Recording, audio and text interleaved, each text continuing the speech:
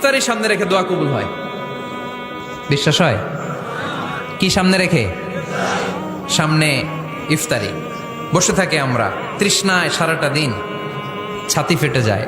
আল্লাহ দেখে, দেখতে দেখতে আল্লাহর একটা সফট কর্নার তৈরি হয়। এটাই সুযোগ কাজে লাগানোর, ঠিক কিনা? মুমিন যোগ্য যে কোপ মারে, সময় মতো কাজ করে, ঠিক কিনা? আল্লাহ তখন ফেরেশতাদেরকে জিজ্ঞেস করে, এই ঘটনা কি? খায় না যে? খায় না কেন? আল্লাহ রোজা রাখছে। এগুলো কি? রো আফজা, পেঁয়াজ, আলুর চপ, বেগুনি, মুরগির রান খায় না। খায় না কেন? ওরা যে ক্ষুধার্ত। আল্লাহ আপনার ভয়ে। তাই কি চায়? আল্লাহ আপনার কাছে ক্ষমা চায়।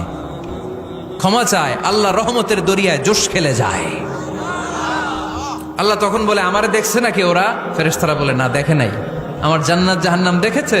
না দেখে নাই। আমারে না দেখে, জান্নাত জাহান্নাম না দেখে আমার এত ভয়।